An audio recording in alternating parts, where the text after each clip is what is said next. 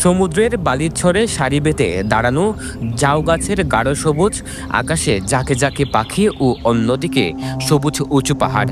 প্রকৃতির এই অপরূপ সৌন্দর্যের মাঝে 50 একর জমিতে গড়ে ওঠা আন্তর্জাতিক ক্রিকেট স্টেডিয়াম, যার নাম রাখা হয় শেখ কামাল আন্তর্জাতিক ক্রিকেট স্টেডিয়াম।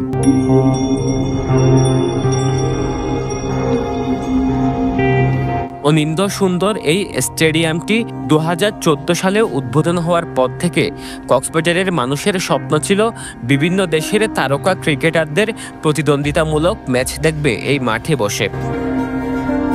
কিন্তু উদ্বোধনের 12 বছর পার হলেও সেই স্বপ্ন শুধু স্বপ্নই রয়ে গেল। নামমাত্র করা সেই আন্তর্জাতিক স্টেডিয়ামটি এখন পরিত্যক্ত। জনমানবের হইচই কোলাহল না থাকায় নীরব প্রকৃতির মাঝে খেলা দেখে দর্শকরা বাড়তি আনন্দ পাওয়ার সুযোগ রয়েছে স্টেডিয়ামটিতে। তাছাড়াও পর্যটন নগরী কক্সবাজারে রয়েছে আন্তর্জাতিক মানের হোটেলের সুবিধাও।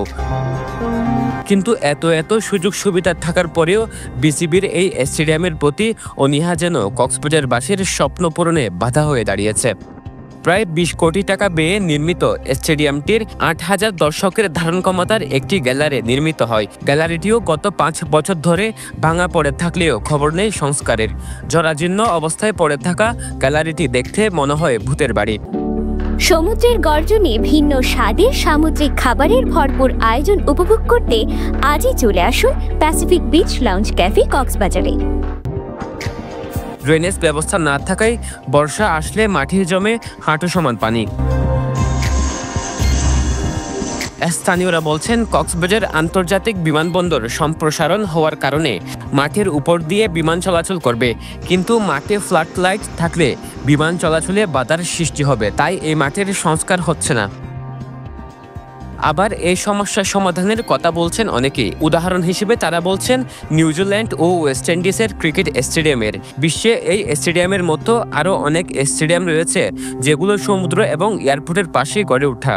আমাদের বিমানবন্দর সম্প্রসারণের কারণে আমাদের স্টেডিয়ামের যে ফ্লাড লাইট লাগানো হয়, ফ্লাড লাইট নাকি লাগানো যাবে না, যেহেতু স্টেডিয়ামের উপর দিয়ে আমাদের ইন্টারন্যাশনাল বিমানগুলো আসা যাওয়া করবে। যেমন দুবাইতে তারা ফ্লাড লাইট ছাড়াও ইন্টারন্যাশনাল ম্যাচ চালায়। তা আমরা আশা করি যদি ওভাবে, যেমন সিলেট স্টেডিয়াম আছে, ওইভাবে যদি আমাদের স্টেডিয়ামটাকে পূর্ণাঙ্গরূপে আন্তর্জাতিক মানের করা যায়, তাহলে আমরা কক্সবাজারবাসীরা অনেক আনন্দিত হব এবং কক্সবাজারের পর্যটন শিল্পে অনেক উন্নতি হবে। কক্সবাজার জেলা ক্রিকেট দলের খেলোয়াড়েরা বলছেন, আন্তর্জাতিক ক্রিকেটারদের জন্য যে সুযোগ সুবিধা প্রয়োজন তার সবকিছু কক্সবাজারে থাকলেও অদৃশ্য কারণে এত টাকা ব্যয়ে নির্মিত এই স্টেডিয়াম কোনো কাজেই আসছে না। আমরাও কোনো প্র্যাকটিসের সুবিধা এবং ম্যাচের টুর্নামেন্টের সুবিধা আমরাও পাই না। কী কারণে যে বিসিবি এরকম একটা, মানে এখানে তো অনেক টাকা খরচ হয়েছে, তারপরেও যে এভাবে রেখে দিল সেটা ওনারাই ভালো বলতে পারবেন না। আমরা আসলে আমাদের মাথায় ওটা আসে না কেন যে মানে এরকম একটা মাঠ, এরকম একটা এই কক্সবাজার মতো ফেসিলিটিস, এখানে 5 স্টার হতে ধরে সব কিছুই ফেসিলিটিস আছে।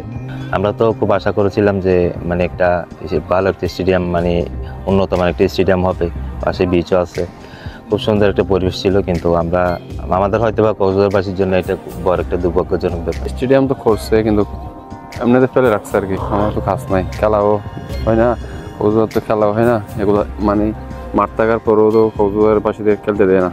তো আমরা চাই যে কক্সবাজারের আন্তর্জাতিক যে স্টেডিয়ামটা আছে এটা যেন আন্তর্জাতিক মানের খেলা উপহার দিতে পারে আমাদের কক্সবাজারবাসী। ছাত্র জনতার অভ্যুত্থানে ক্ষমতাচ্যুত আওয়ামী লীগ সরকারের আমলে বাংলাদেশ ক্রিকেট বোর্ডকে দেওয়া নিজেদের এই জমি ফেরত চায় পর্যটন কর্পোরেশন। সরওয়ার সাকিব, পেনুয়া নিউজ।